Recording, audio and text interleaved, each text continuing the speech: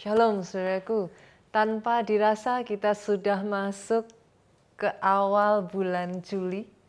Dan seperti biasa saudara tahu kita akan masuk ke sebuah seri firman Tuhan yang baru, Solid Spiritual Life. Solid di sini saudaraku kita berbicara tentang yang namanya kehidupan roh yang berkualitas. Solid di sini kita berbicara tentang kehidupan roh yang berbobot, saudaraku. Itu sebabnya saya ingin mengajak saudara untuk masuk dalam sebuah cerita tentang seorang raja yang sangat disayangkan, saudaraku, ditemukan terlalu ringan, saudara. Kita lihat langsung ya ceritanya, kita buka di dalam Daniel pasalnya yang kelima. Daniel pasal yang kelima ayatnya yang pertama sampai ayatnya yang keenam. Saya ajak saudara bersama dengan saya, kita bergantian membaca ayatnya. Saya bacakan ayat pertama, ayat kedua, saudara dimanapun saudara berada, sama-sama dengan saya. Baca ayatnya, kita bergantian sampai ayat keenam, kita baca bersamaan. Kita mulai dari ayat yang pertama, saudaraku. Raja Belsyazar mengadakan perjamuan yang besar untuk para pembesarnya. 1.000 orang jumlahnya. Dan di hadapan 1.000 orang itu ia minum-minum anggur. Ayat kedua yuk sama-sama. Dalam kemabukan anggur, Belsyazar menitahkan orang membawa perkakas dari emas dan perak yang telah diambil oleh Nebukadnezar ayahnya dari dalam bait suci di Yerusalem. Supaya raja dan para pembesarnya, para istri dan para gundik mereka minum dari perkakas itu. Ayat ketiga, kemudian dibawalah perkakas dari emas dan perak itu yang diambil dari dalam bait suci rumah Allah di Yerusalem. Lalu raja dan para pembesarnya, para istri dan para gundik mereka minum dari perkakas itu. Ayat 4 sama-sama. Mereka minum anggur dan memuji-muji dewa-dewa dari emas dan perak, tembaga, besi, kayu, dan batu. Ayat 5, pada waktu itu juga tampaklah jari-jari tangan manusia menulis pada kapur dinding istana raja, di depan kaki Dian, dan raja melihat punggung tangan yang sedang menulis itu. Yang terakhir yuk sama-sama kita baca, lalu raja menjadi pucat. Pikiran-pikirannya menggelisahkan dia. Sendi-sendi pangkal pahanya menjadi lemas dan lututnya berantukan. Saudaraku, kisah ini terjadi pada zaman Daniel. Bercerita kisah tentang seorang raja yang bernama Belsyazar. Dan siapakah Belsyazar ini, saudaraku? Dia adalah anak dari seorang raja yang pasti saudara kenal namanya. Dia adalah anak dari seorang raja yang sangat terkenal, saudaraku, Nebukadnezar. Satu ketika Belsyazar ini mengadakan sebuah perjamuan besar. Dia bersama para pembesarnya, mereka pesta, saudaraku.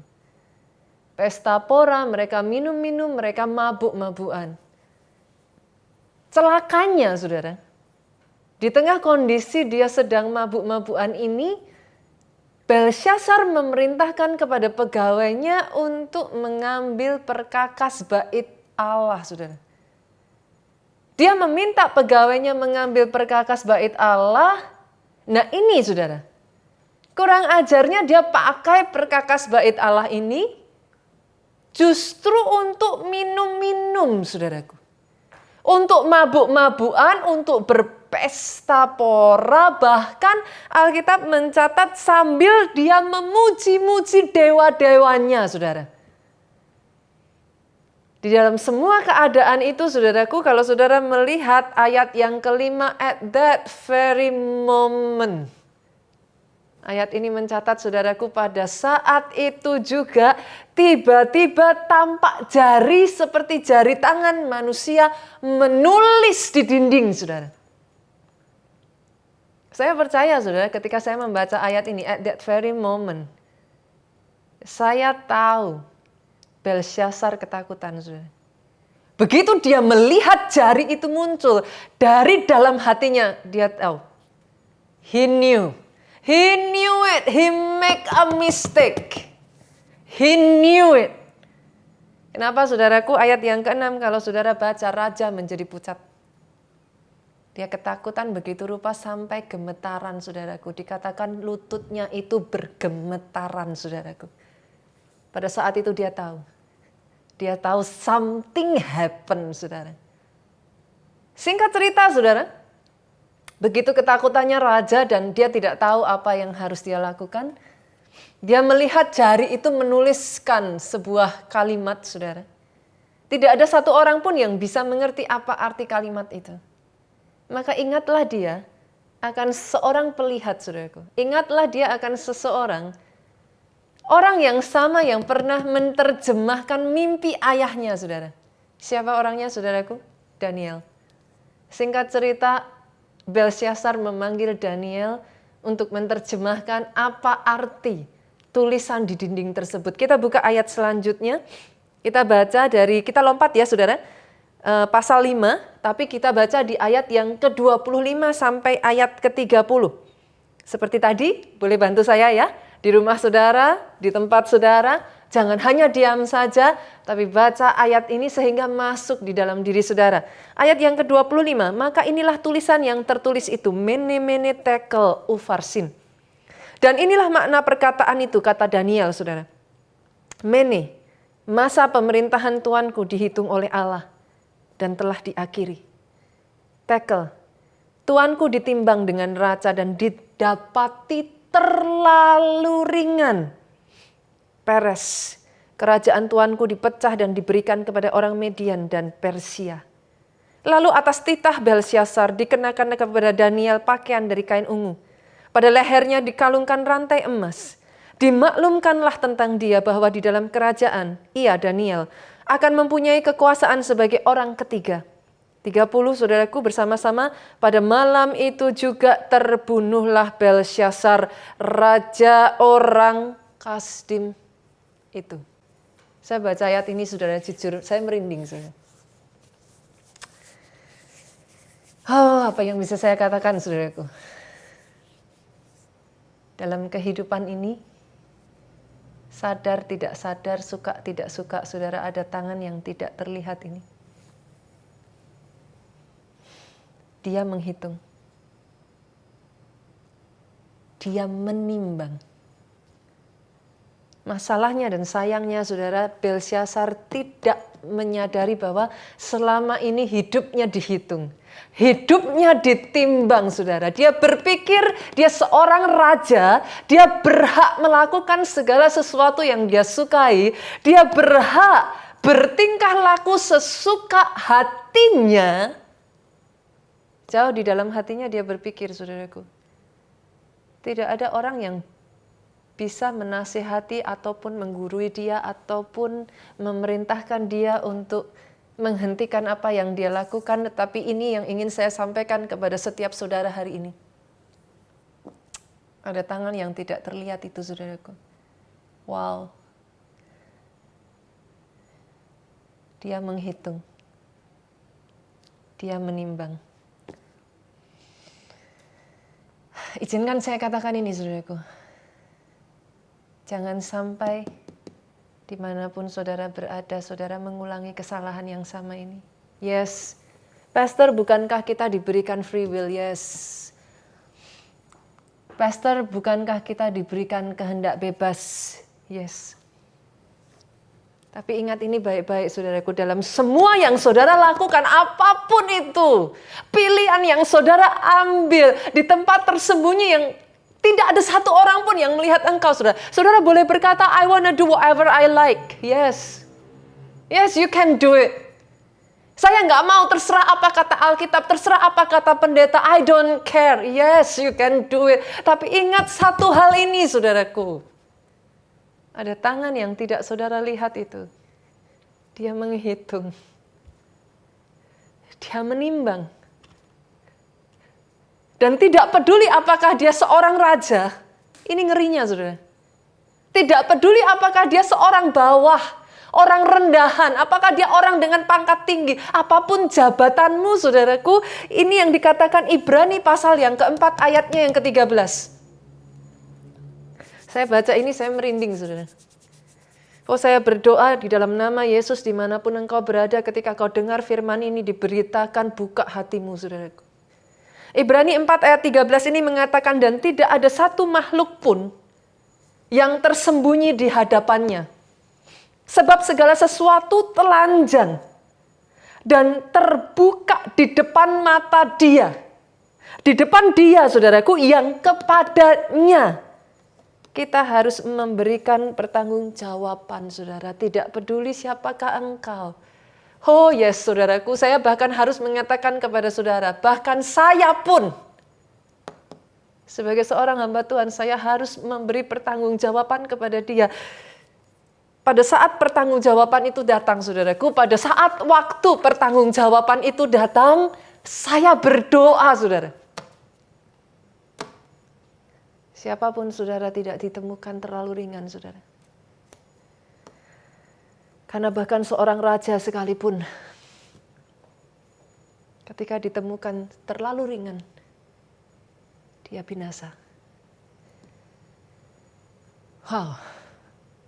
Masih ingatkah saudara akan kisah pada saat Yesus melalui lewat, saudaraku, di sebuah tempat. Dia melihat sebuah pohon ara yang dari jauh terlihat rimbun. Tapi semakin Yesus datang mendekat, saudaraku, semakin dilihat mendekat, semakin Yesus melihat. Yesus berharap ada buah yang muncul, saudara, dari sebuah pohon yang begitu rimbun. Alkitab mencatat tidak ditemukan satu buah pun di sana. Saudara membaca ayat ini mungkin saudara berpikir, kok Yesus kejam ya? Kok tega ya? Tapi Alkitab mencatat loh, saudara. Yesus mengutuk pohon itu. The next day, pohon itu didapatkan kering dan mati, saudara. Doa saya hari ini, do not repeat the same mistake. Ingat, dari kalangan apapun saudara, tua muda, besar kecil, kaya miskin, raja sekalipun, kita harus mempertanggungjawabkan bagaimana kita hidup. Pastikan, saudara, dimulai dari hal yang simple ini, saudara. Pastikan perkataan yang keluar dari lidah bibirmu adalah perkataan yang berbobot. Be careful, saudaraku, what you say. Pastikan bukan keluh kesah terus-menerus yang didengar sampai ke atas, saudara. Pastikan bukan gosip terus-menerus. Pastikan bukan kata-kata yang negatif yang keluar dari mulutmu, saudaraku. Karena suka tidak suka, satu demi satu perkataan yang kau ucapkan di tempat tersembunyi itu akan ditimbang. Akan dihitung dalam kehidupanmu, saudaraku. Pastikan apa yang kau lakukan, saudaraku. Kalau engkau jadi seorang karyawan, jadilah karyawan yang berbobot. Oh ya, saya percaya dimanapun saudara berada, saya mendengar kata amin dari situ, saudara. Pastikan sebagai seorang istri, ibu rumah tangga, engkau menjadi istri dan ibu rumah tangga yang berbobot. Pastikan bahkan sebagai seorang ayah, saudaraku, jadi seorang ayah yang berbobot. Karena apapun yang engkau kerjakan, saudaraku, baik emaskah, baik perakkah, baik kayukah, baik jeramikah, kita semua akan melalui yang namanya ujian api. Pada saat semuanya itu terjadi, saudara, kalau tidak ada bobot di sana, engkau akan mengalami kerugian. Kau hangus, habis. Itu sebabnya hari ini saya ajak, saudara. Saya ajak, selama bulan Juli ini nanti firman Tuhan akan mengingatkan kepada kita, yuk, belum terlambat, pastor. Hari-hari ini saya jauh dari Tuhan, pastor. Gak gampang untuk ibadah online di rumah. Saya tinggal di satu kos kecil. Saya tinggal dengan satu saudara saya. Saya tinggal dengan orang lain yang bahkan orang lain ini belum mengenal Yesus. Untuk saya bisa beribadah sangat gak gampang, pastor. Hari-hari ini, aduh, pastor, saya mengalami kekeringan roh. Rasanya nggak ada lagi kekerinduan dari hati saya ini untuk saya beribadah. Nggak ada lagi kehausan untuk saya pengen seperti dulu. Kalau hari Minggu tuh rasanya saya kepengen sekali beribadah, pastor. Saya nggak bisa lagi berdoa. Saudaraku, izinkan saya katakan ini. Bangun, segera bangun kembali. Kehidupan roh saudara. Belum terlambat saudara di bulan Juli ini. Itu sebabnya kita bawa masuk setiap jemaat. Punyai kehidupan roh yang solid saudara. Punyai kehidupan roh yang solid. Ini yang dilakukan oleh Daniel. Daniel membangun roh tubuh jiwanya secara solid, saudaraku. Bukan hanya, yang penting kan roh saja, pastor. No. Yang penting kan tubuh. No. Manusia ini terdiri dari tubuh, jiwa, dan roh, saudara. Ketiga-tiganya harus dipastikan. Daniel, kalau saudara melihat dalam kehidupan Daniel, kalau saudara mau berkata, pastor saya begitu susah. Coba saudara tempatkan diri saudara ada di posisi Daniel, saudara. Dia ada di dalam pembuangan loh. Setiap hari, dia diwajibkan mempelajari kepercayaan lain, saudara. Dia dipaksa untuk menjalankan ritual-ritual yang dia tidak setuju, saudaraku. Kalau saudara mau bertanya kepada saya, Daniel ada di dalam keadaan yang sangat berat sekali. Tapi tahukah saudara, dalam semuanya itu, dia mempertahankan, dia menjadi seorang pekerja yang berbobot. Oh yes. Saya berdoa saudaraku, jemaat keluarga Allah dimanapun saudara berada, dalam keadaan seperti ini tidak membuat saudara kompromi dengan apa yang dipercayakan dalam kehidupan saudara. Nggak ada yang namanya saudara kompromi dengan dosa. Di masa-masa sukar sekalipun gak ada yang namanya tipu-tipu, saudaraku. Masih ingat firman Tuhan minggu lalu, saudara? Orang yang jalannya serong tidak akan bisa hidup bahagia. Itu sebabnya, sama seperti Daniel, saudaraku. Oh, kerjakan apa yang kau kerjakan. Dan hasil pekerjaanmu berbobot. Tidak heran, saudara. 3 raja silih berganti. Bayangkan loh, saudara. 3 raja silih berganti, naik turun. Daniel tetap ada di tempatnya, saudara. Kenapa? Dia memastikan apa yang dibuat tangannya dipertanggungjawabkan di hadapan Tuhan. Dia kerjakan yang berbobot. Dia tidak mau kompromi, saudara. Tapi jangan salah.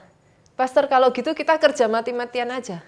Yang penting pokoknya pekerjaan kita. Yang penting kita hidup sukses, kita kerjakan maksimal. Oh, jangan lupa, saudara. Daniel bukan hanya mempertanggungjawabkan pekerjaannya berbobot. No. Rohnya, saudaraku. Alkitab mencatat 3 kali dalam sehari. Orang yang satu ini berdoa. Oh, doa saya, saudara, doa saya. Di waktu-waktu seperti ini. Ini waktu yang sangat, apa ya, saudara, kalau saya boleh katakan ya. Nobody sees you but God. And yourself.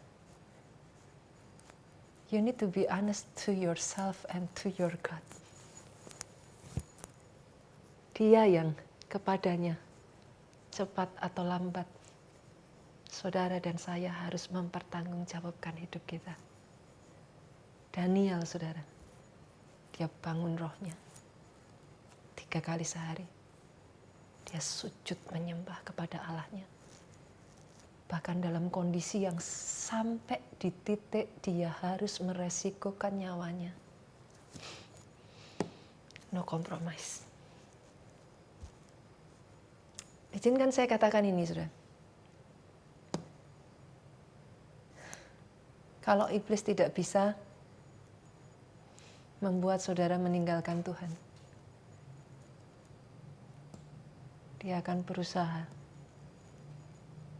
Lambat tapi pasti. Membuat saudara jauh dari Tuhan. Mungkin saudara masih Kristen. Masih ibadah. Tapi hati-hati, saudara. Kita baca 1 ayat ya. 1 ayat ini ya, saudara. Keluaran 8 ayatnya yang ke-28. Saya persiapan firman ini jujur, saudaraku. Saya berdoa dalam masa-masa ini anugerah kasih karunia Tuhan turun ke atas saudara-saudara yang percaya terima dengan iman di dalam nama Yesus, saudaraku, jadi atas hidupmu. Keluaran 8 ayat 28, lalu kata Firaun, Ini Firaun berbicara kepada Musa, saudara. Musa meminta kepada Firaun untuk pergi. Mencari Tuhan, mempersembahkan persembahan kepada Tuhan. 3 hari jauhnya. Apa kata Firaun? Baik, aku akan membiarkan kamu pergi untuk mempersembahkan korban kepada Tuhan Allahmu. Kalau Firaun nggak bisa narang, saudara. Dia nggak bisa apa-apa. Dia katakan kepada Musa, ya oke, go ahead. Kamu mau berdoa sama Tuhanmu, ya sudah, silahkan. Tapi lihat ini, saudara. Lihat ini, garis bawahi kata ini. Hanya janganlah kamu pergi terlalu jauh. Ini yang akan dunia terus berusaha lakukan kepada saudara. It's okay. Masih ibadah online, it's okay. Selama ibadah online-nya masih asal-asalan aja, biarin aja. Ibadah online tapi sambil nyetir. Ditanya, masih ibadah online ya? Masih kok pastor, saya sambil nyetir, saya sambil ini, saya sambil itu, sambil kasih makan burung, sambil bersihin ini, sambil ini itu dan lain sebagainya. Ya sambil ngobrol sama yang lain, saya masih. Dan bagi Firaun, saudara, it's okay. Go ahead. As long as you are not that far. Jangan terlalu dalam. Jadi orang Kristen yang gak apa-apa. Tapi biasa-biasa aja. Gak usah dalam-dalam, gak usah fanatik-fanatik. Gak usah nyembahnya kayak gitu. Kalau ibadah online, nonton aja cukup. Manis, duduk manis, diem. Sudah, selesai ya sudah. Hari ini saya tantang saudara. Jangan puas dengan kondisi rohmu yang seperti itu. Oh saya berdiri sebagai hamba Tuhan di tempat ini, saudaraku, saya katakan ini. Ini yang saya rasa hari-hari ini Roh Kudus berbicara dalam hidup saya. Be careful. Akan ada Firaun yang mengatakan kepada saudara, it's okay. I just go ahead. Masih Kristen. Masih ibadah kok. Hanya. Jangan jauh-jauh. Saya panggil para tentara-tentara keluarga Allah, saudara. Dimanapun kau berada, I speak to you. Arise and shine. Bangkit jadi terang. Ini bukan saatnya engkau terpuruk. Ini bukan saatnya saudara main-main, saudaraku. Ingat bahwa setiap kehidupanmu ditimbang, dihitung, saudara. Tahukah saudara kenapa kita harus memastikan hidup kita, roh yang berbobot, roh yang berkualitas? Kenapa, saudara? Tanpa ini semua, engkau tidak bisa berkemenangan dalam kehidupanmu. Oh yes. Iblis akan membiarkan engkau, saudaraku. Dan jangan heran, saudara. Masalah datang. Gampang kok, ngujinya gampang kok. Masalah datang, goyah nggak, saudara? Kalau doamu nggak kunjung-kunjung dijawab Tuhan, masih ada ketahanan roh nggak? Masih ingat khotbah bulan Mei kemarin, saudara? Masih ada nggak ketahanan rohnya? Oh, ujiannya gampang. Kalau saudara mau melihat ini semua, saudaraku, gampang. Dinina bobokkan dengan situasi yang ada sekarang. Masih adakah rohmu menyala-nyala? Kenapa, saudara? Hanya orang yang punya solid spiritual life, yang disebut dan bisa dikatakan menjadi pemenang, bahkan lebih dari pemenang. Taruh tanganmu di kepalamu, saudaraku. Saya berdoa, hambamu berdoa, Tuhan. Setiap tangan-tangan yang ditaruh di atas kepala ini, anugerahmu, Tuhan. Rohnya dibangkitkan kembali. Dikuatkan kembali, dimampukan menjadi lebih dari pemenang. Terima dengan iman di dalam nama Yesus jadi atas kehidupanmu, saudaraku. Perhatikan ini, saudara. Kalau kita sudah mengerti bahwa sangat penting bagi kita punya kehidupan yang berbobot, ini pertanyaannya sekarang, bagaimana kita bisa punya kehidupan roh yang berbobot? Bagaimana, saudara? Gak ada cara lain, saudara. Miliki kelaparan. Kelaparan roh yang besar. Itu sebabnya ini judul firman Tuhan hari ini, saudara. Roh yang lapar, kelaparan roh yang besar akan Tuhan. Oh, nggak gampang, saudara, nggak gampang. Daniel nggak gampang ada di situasi yang berat, saudaraku. Itu sebabnya Daniel memaksa dirinya. 3 kali sehari dia sujud menyembah Allahnya. Kita baca satu ayat, saudara, kita lihat ya. Yakobus pasal yang kelima ayatnya yang ke-17. Kita lihat, saudara. Satu orang yang kita sebut sebagai nabi besar. Orang yang begitu luar biasa, orang yang begitu hebat, saudaraku. Satu orang yang boleh saya katakan, kita tuh nggak mungkin lah bilang orang ini biasa-biasa, saudara. Tapi apa kata Alkitab? Yakobus 5:17. Saya kaget, saudara, baca ayat ini. Elia adalah manusia biasa. Pertama saya baca ayat ini saya nggak terima, saudara.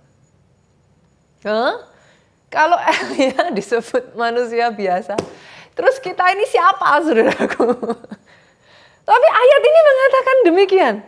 Elia adalah manusia biasa. Sama seperti saudara dan saya. Jadi kalau saudara berpikir, pastor, saya nggak kayak pendeta, saya nggak kayak pastor, saya nggak kayak orang-orang hebat ini.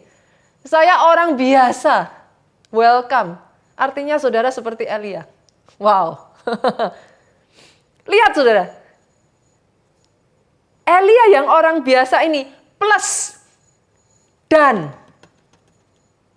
Dengan kata lain plus.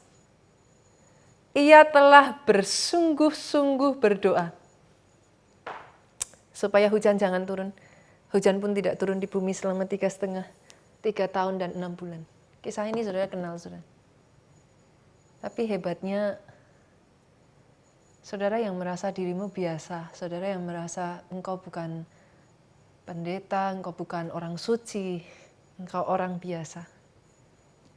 Engkau sama seperti Elia, saudara. Tetapi, Elia yang orang biasa itu sungguh-sungguh berdoa.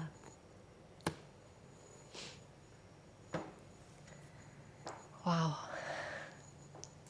Begitu sungguh-sungguhnya dia berdoa, saudaraku, sampai satu kisah itu menceritakan cara Elia berdoa. Dia itu sampai, jadi dia kalau berdoa, saudaraku, dia menekuk posisinya. Ini loh yang saya kangen dari ibadah di gereja, saudara. Aduh, kalau saya ibadah di gereja, saudaraku, ini saya bisa di syuting sampai bawah, saudara. Saya mau jongkok, saya mau apa, saudara bisa lihat saya. Itu sebabnya nanti kalau ibadah sudah jalan, saudaraku, ayo datang. Pastikan datang, saudara. Jujur, saya harus ngomong sama saudara. Oh, saya kangen, saudara. Saya gini nggak bisa, gimana saya mau memperagakan kepada saudara Elia jongkok, saudara nggak akan bisa lihat saya. Saya hilang, saudaraku. Tapi Elia itu kalau berdoa ya, saudara, dia tuh ada di posisi gini, saudara. Lututnya tuh menekuk seperti ini. Posisi begini, saudaraku.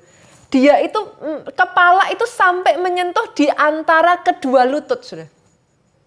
Saudara coba sendiri di rumah. Coba posisi kayak begitu. Saya tanya, saudara. Saudara coba, saya tanya, bisa tidur enggak dengan posisi kayak gitu? Itu posisinya sakit, saudara. Bener. Saudara coba saja, kalau sampai dalam posisi seperti itu saudara bisa tertidur, saudara hebat. Itu posisi yang sangat menyakitkan, saudara. Tapi hebatnya, Elia itu memposisikan tubuhnya, saudara. Oh, dia nggak mau main-main. Dia nggak main-main, saudara. Dia cari Tuhannya. Nggak kompromi, saudara. All out, habis-habisan. Bahkan kalau saudara baca, saudara, ini orang-orang yang kalau saya bilang ya, mereka menolak untuk hidup dengan standar rata-rata. Elia turun ke muridnya. Apakah saudara pikir murid Elia ini hanya satu, saudara? Jangan salah, saudaraku. Elia itu kalau saudara baca sejarah, dikatakan, diibaratkan, Elia ini punya sekolah nabi, saudara. Puluhan nabi yang menyapa Elisa pada saat Elisa lewat, itu murid Elia. Mereka mengatakan kepada Elisa, tidak tahukah engkau bahwa Elia akan diangkat naik ke surga. Sudah. Bye-bye. Saudara tahu apa jawaban Elisa? Murid-murid yang lain, mereka puas, saudaraku. Mereka katakan, sudahlah, Elia mau diangkat naik, mau bisa apa lagi? Elisa berkata, diam, aku sudah tahu. Elisa membayar harganya lebih, saudara. Oh yes, dia bayar harganya lebih. Dia berjalan, dia ikuti Elia. Pertanyaannya sekarang, saudara, sampai detik hari ini. Adakah di antara saudara yang tahu nama-nama murid Elia yang lain? Sorry, saudara. Sorry. Pastor kok jahat sekali. Ya gimana ya, saudaraku? Sorry, saya hanya bisa ngomong sorry, saudara. Nggak ada satupun yang disebut, saudara. Tapi Elisa, namanya dicatat di dalam Alkitab.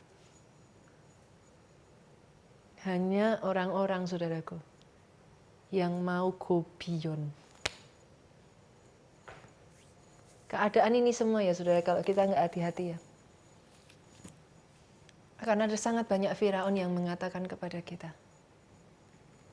hanya jangan jauh-jauh. Udah cukup. Segini aja. Gak usah aneh-aneh. Gak usah jauh-jauh. Dengan satu tujuan apa, saudaraku?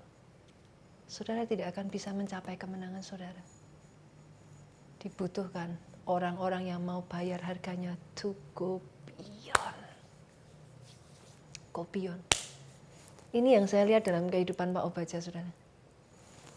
Ada banyak orang bertanya kepada saya, saudaraku. Pastor, kenapa sih kok tiap tahun ke Nigeria? Memangnya nggak bisa lihat YouTube-nya? Ya bisa. Ada kok, saudara. Kalau saudara mau klik, bisa kok. Pastor E.A. Adeboye akan keluar banyak. Bisa. Tapi Pastor Obaja, saya melihat dalam kehidupan beliau ini, saudaraku. He goes beyond. Bisa lihat YouTube-nya. Bisa cari gampangnya. Dia nggak mau. Dia nggak mau cari gampangnya. Untuk pergi ke Afrika ya, saudaraku. Dari Indonesia, saya ambil satu rute yang menurut saya cukup oke.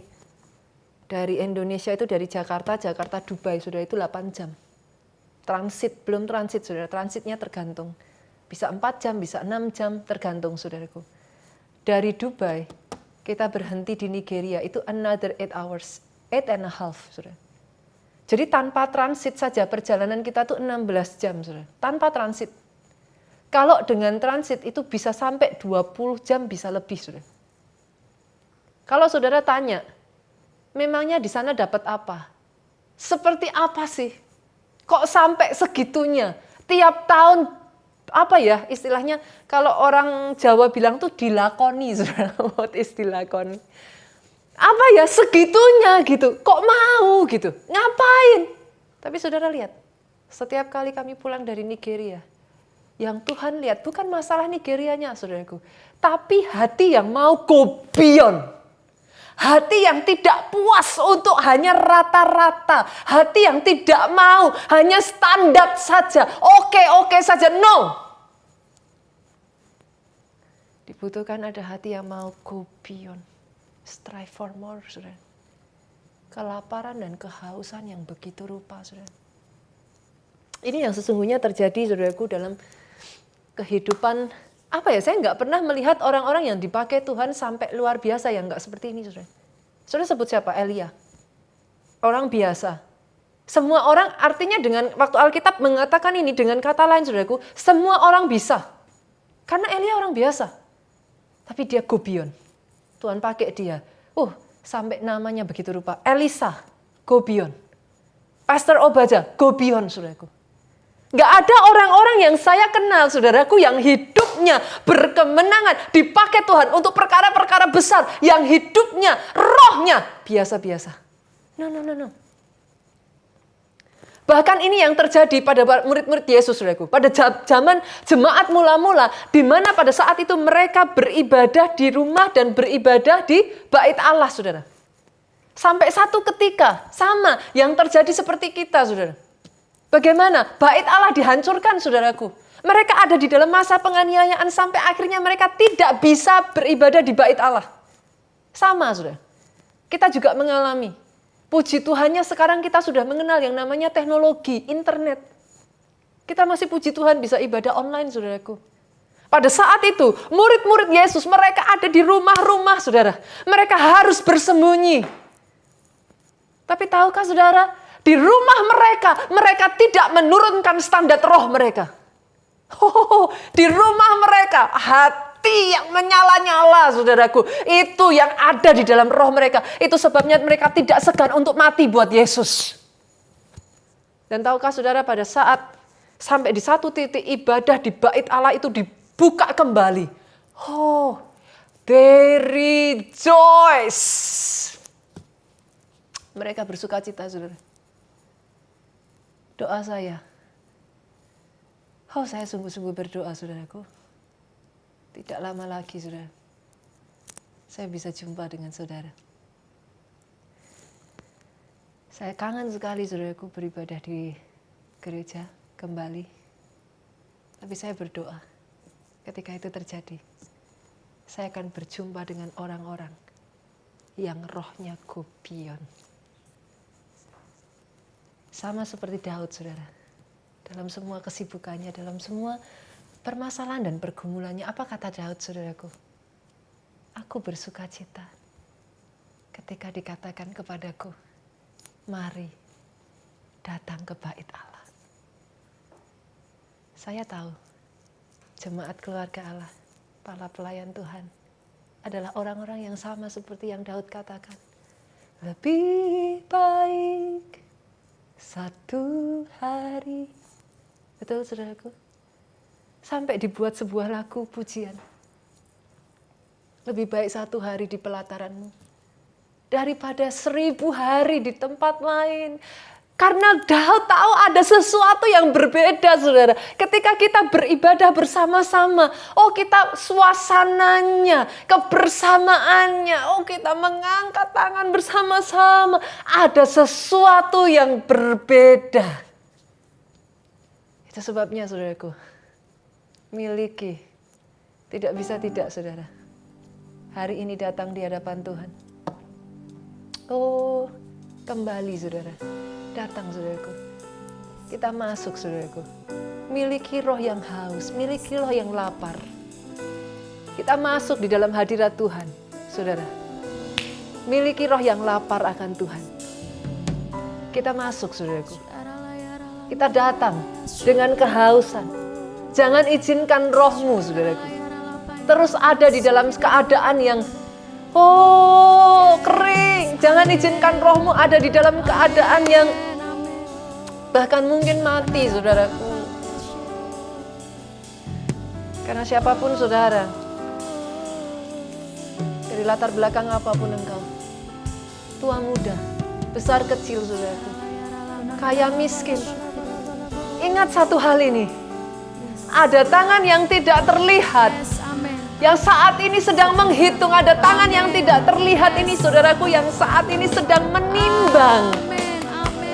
Jangan sampai kehidupan kita ini didapati terlalu ringan, saudaraku. Engkau yang rindu Tuhan, Tuhan bangkitkan kembali rohmu. Dimanapun engkau berada, saudaraku, angkat suaramu.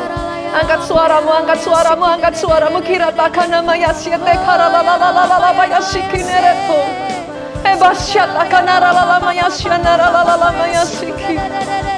Perkatakan kepada rohmu, saudaraku. Arise. Arise and shine. Kembali miliki, saudaraku, kelaparan, kehausan akan Tuhan. Bangun. Belum terlambat, saudara, bangun.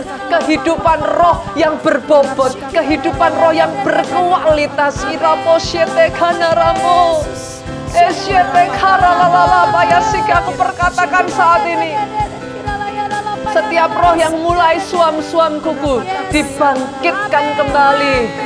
Aku perkatakan nafas hidup. berhembus kembali, berhembus kembali, berhembus kembali, berhembus kembali. Rapakasyete karalalaba ya masyekena ralalabo, esyenete karalalaba ya masyereteka. Oh, berbahasalah bersama saya, saudaraku. Angkat suaramu, irama torama ya masyereteke, eromo sikena ralaya maya sere. Oh Yesus, Tuhan, Engkau lihat setiap hati yang berseru kepada Engkau. Dimanapun mereka berada pada saat ini, kembali. Oh yes, oh yes, oh yes. Kembalikan Tuhan cinta mula-mula itu. Roh yang haus, roh yang lapar, roh yang rindu akan Engkau Tuhan. Kami tidak mau jadi orang yang suam-suam Tuhan. Sejak dari hari ini, dimanapun kami berada, yes, Roh Kudus-Mu Tuhan berkarya atas pribadi, lepas pribadi di tempat ini. Hamba-Mu berdoa Tuhan, Engkau menemukan mereka tidak terlalu ringan.